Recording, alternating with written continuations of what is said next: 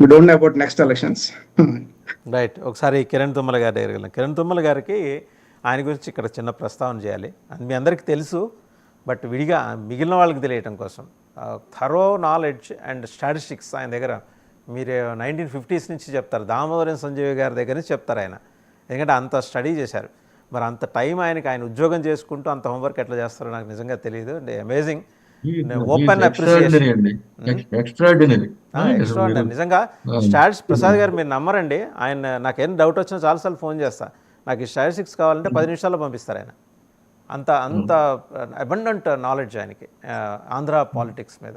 Right, Kiran garu చెప్పండి. అంటే మీరు you want to raise some, అంటే ఇందాక యూ రైజ్డ్ సమ్ 2 issues. అంటే తెలంగాణ ప్రజలు పవన్ కళ్యాణ్ ముఖ్యమంత్రి చేసుకోవాలనే ఆశతో తెలంగాణ ప్రజలు లేరు. మొన్న ఎలక్షన్స్ లో పొత్తులతో 7 సీట్లు పోటీ చేస్తే 7 సీట్లు కలిపి తెలంగాణలో జనసేనకు వచ్చిన ఓట్లు 70,000. 7 సీట్లు కలిపి ఖమ్మంలో పోటీ చేశారు, మా కోటిపల్లిలో పోటీ చేశారు. ఇట్లా 7 సీట్లు పోటీ చేస్తే 7 కలిపి 70,000 వచ్చినాయి. సో అది రాంగ్ నోషన్ సార్. ఇక ఇక ఇక ఇక హిందీ భాష గురించి కూడా మాట్లాడుకుందాం సార్. నిన్న పవన్ కళ్యాణ్ గారు మాట్లాడితే ఏమన్నారంటే, మీరు తమిళ వాళ్ళు మీ సినిమాలని హిందీ భాషలో డబ్ చేసి హిందీలో ఎందుకు చేస్తున్నారు అన్నారు. హిందీలో డబ్ చేసే రిలీజ్ చేస్తున్నారు సార్. తమిళ సినిమాలు తీసుకెళ్లి ఢిల్లీలోను అక్కడెక్కడ ఏట్లా తమిళ సినిమాలు చూడండి అని చెప్పట్లా. ఇప్పుడు గ్లోబలైజేషన్లో ఇప్పుడు లాంగ్వేజ్ సినిమా అనేది ఒక ఆర్ట్ అనేది ఇప్పుడు పికాసో వేసిన బొమ్మ అక్కడ నచ్చచ్చు, మనకే నచ్చచ్చు, ఇంకొకరికి నచ్చచ్చు, కొంతమందికి అర్థం కాకపోవచ్చు. సో అసలు ఆర్ట్ గురించి రాజకీయాలతో పోల్చి మాట్లాడాల్సిన అవసరం లేదు. కాకపోతే ఇంకోటి ఆలోచించాల్సింది ఏంటంటే, బీజేపీ వాళ్ళు హిందీ అంటారు, కానీ హిందీ భాష వల్ల ఎక్కువగా నష్టపోయిన భాషలు నార్త్ ఇండియన్ హిందీ భాషలే. ఇప్పుడు భోజ్పురి భాష ఉంది, భోజ్పురి ప్రాంతంలో భోజ్పురి, మైథిలి కూడా అండి. Maithili is the native language of Uttar Pradesh. Bihari భాష ఉంది. ఇట్లా దాదాపుగా దగ్గర 10-12 భాషలని ఈ 40 ఏళ్లలో ముంచేసింది సార్ హిందీ భాష అనేది.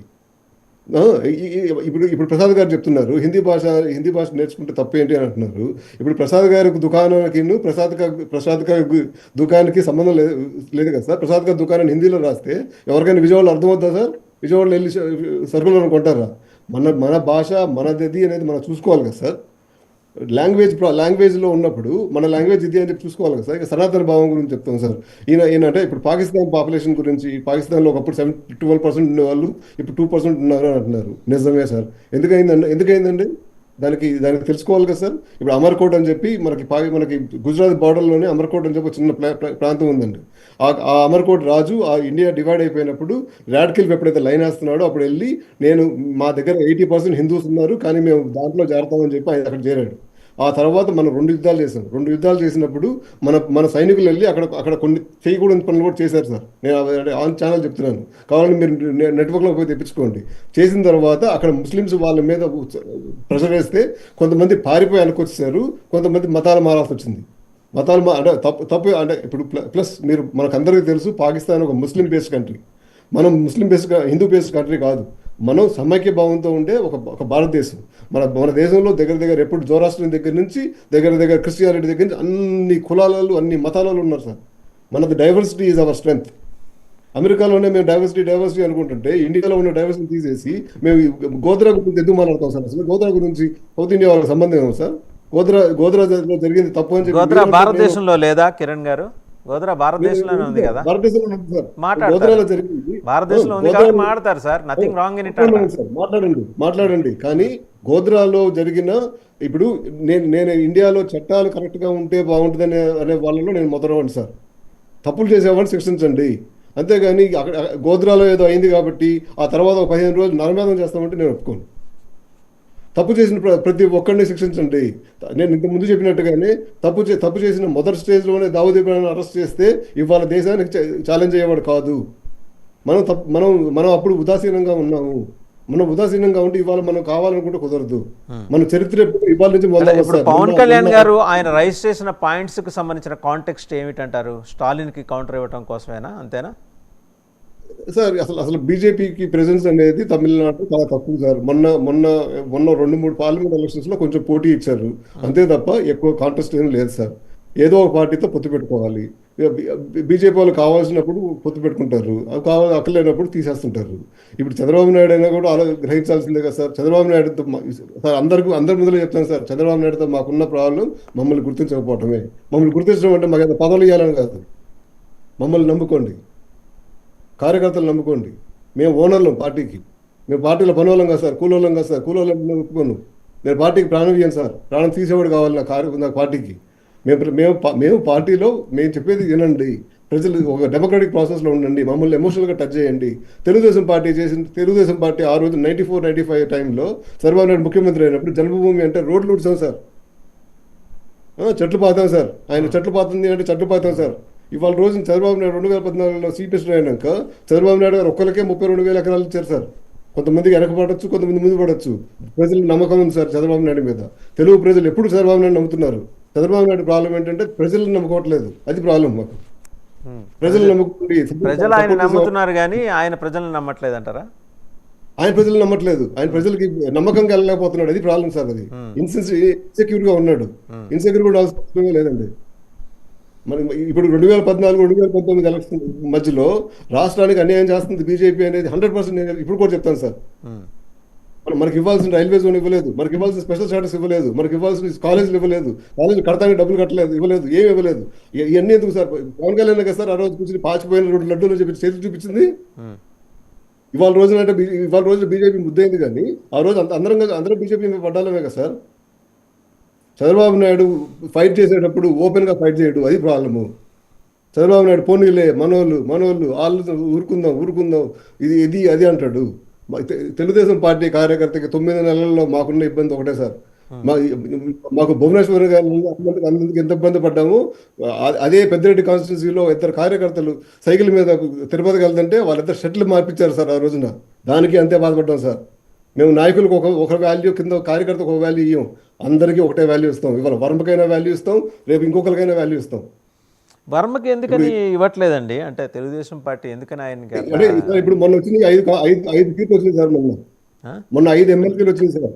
5 ఎమ్మెల్సీల్లో బీజేపీకి ఒకటి ఇవ్వాల్సి వచ్చింది, జనసేనకు ఒకటి ఇవ్వాల్సి వచ్చింది. మళ్ళీ 2 ఇచ్చింది కాపులకే.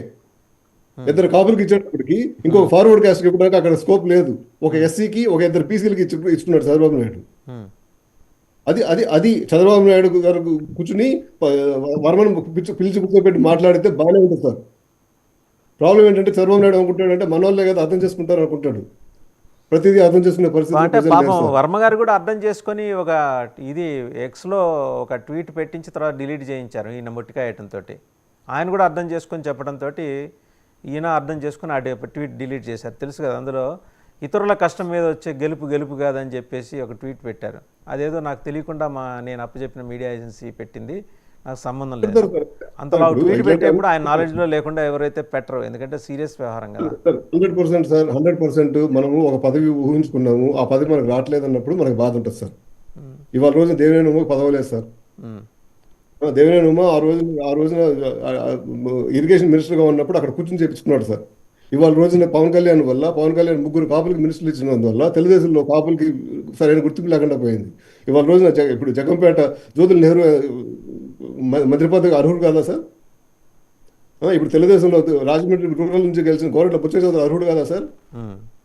గారి గురించి ఇవాళ బాధపడటం కాదు, ఎప్పటి నుంచో బాధపడాలి. ఆయన చాలా సీనియర్ మోస్ట్ రామారావు గారితో ఆయనకి మంత్రి పదవి ఇవ్వకుండా ఆయనకి అంటే ఈ రోజు ఇవ్వకపోవడం అనేది పక్కన పెట్టండి, ఇంతకుముందు ఎందుకు ఇవ్వలేదని కూడా ప్రశ్నించాలి. ఇవాళ రోజున అనపర్తిలో రెడ్డి గారికి సీట్ ఇవ్వకపోతే బీజేపీలోకి అప్పటికప్పుడు చేర్పించి గెలిపిస్తున్నారు సార్. అంటే తెలుగుదేశం పార్టీలో లీడర్లు ఎప్పుడు ఉన్నారు సార్? తెలుగుదేశం ఎప్పుడు డిసెంట్రలైజ్డ్ పార్టీయే. చంద్రబాబు నాయుడు నేను ఒకటే డెసిషన్ తీసుకుంటా అంటే తెలుగుదేశం పార్టీలో 2029కి సార్ కిరణ్ గారు ఒక విషయం చెప్పండి. జనసేన జర్నీ ఎలా ఉండబోతుంది? 100 సీట్ల దాకా వాళ్ళు ఆల్రెడీ గురి పెట్టుకున్నారు 2029. ఎలాగో డీలిమిటేషన్ తర్వాత 225 సీట్లు పెరగబోతున్నాయి. మొన్న చంద్రబాబు నాయుడు గారు కూడా ముఖ్యమంత్రిగా శాసనసభలో మాట అన్నారు, మహిళా దినోత్సవం నాడే ఆయన అన్నారు సీట్లు పెరుగుతాయి, పునర్విభజన జరిగిన తర్వాత సీట్లు పెరిగితే 75 సీట్లు మహిళలకే.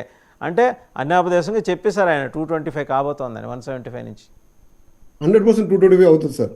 కాకపోతే ఈ డిలిమిటేషన్ మీద కూడా సౌత్ వర్సెస్ నార్త్ గొడవ నడుస్తుంది. అన్ఫార్చునేట్లీ చంద్రబాబు నాయుడు గారి దీని మీద నాయకత్వం తీసుకోవాల్సిన చంద్రబాబు నాయుడు గారు తీసుకోవట్లేదు. తీసుకోవాల్సింది ఎందుకంటే 2014-2019 ఎలక్షన్ల మధ్యలో ఇదే ఢిల్లీ ప్రభుత్వం ఎప్పుడైతే 540 నుంచి 980, 930 లోక్సభ సీట్లు పెంచుకుంటా అన్నప్పుడు మన స్టేట్ నుంచి చంద్రబాబు నాయుడు గారే సౌత్ ఇండియన్ స్టేట్స్ అందరినీ పిలిచి మనకి అప్పుడు 1979లో 1980లో ఉన్న సెన్సస్ ప్రకారంగా ఎప్పుడైతే సీట్లు ఇచ్చారో వీళ్ళు జనాభా తగ్గించుకున్నారు కాబట్టి వీళ్ళకి అన్యాయం జరగకుండా చూడండి అని చెప్పి చంద్రబాబు నాయుడు గారు రోజు తీసుకున్నారు. ఇప్పుడు కనుక ఈ చంద్రబాబు నాయుడు గారు కనుక మాట్లాడకపోతే మన ఆంధ్రప్రదేశ్లో ఉన్న 25 సీట్లు 33 సీట్లు అవుతాయి, తెలంగాణలో 19 సీట్లు 22 24 సీట్లు అవుతాయి. మన సౌత్ ప్రాబల్యం పూర్తిగా తగ్గిపోద్ది. ఒక్క ఉత్తరప్రదేశ్లోనే 120 సీట్లు ఉంటాయి. ఒక ఉత్తరప్రదేశ్లో 30 సీట్లు ఉంటాయి. సౌత్ ఇండియా మొత్తం కలిపి కూడా అంటే భవిష్యత్తులో ప్రధాని నిర్ణయించేది ఇంకా ఉత్తరప్రదేశే అంతే. ఇక ఉత్తరప్రదేశ్ బీహార్ కలిపితే చాలు సార్, ప్రధానమంత్రి డిసైడ్ అయిపోతాడు. మనకి రిప్రజెంటేషన్ కూడా ఉండదు. సో ఈ రిప్రజెంటేషన్ డేంజరస్. మన సౌత్ మాత్రం కొంచెం డేంజరస్ బెల్స్ అది సౌత్ కి 100% సౌత్ ఇండియాని పూర్తిగా నాశనం అయిపోద్ది. ఇక్కడ నుంచి ఇప్పటికే మన సౌత్ ఇండియాకి ఏదైనా ప్రాజెక్టులు రావట్లేదు. అన్ని గుజరాత్ మూవ్ చేసుకుంటున్నారు బీజేపీ వాళ్ళు. రైట్. ఒకసారి ప్రాజెక్టులు నరేష్ టుల్లూరు గారు డిఎంకే ప్రతినిధి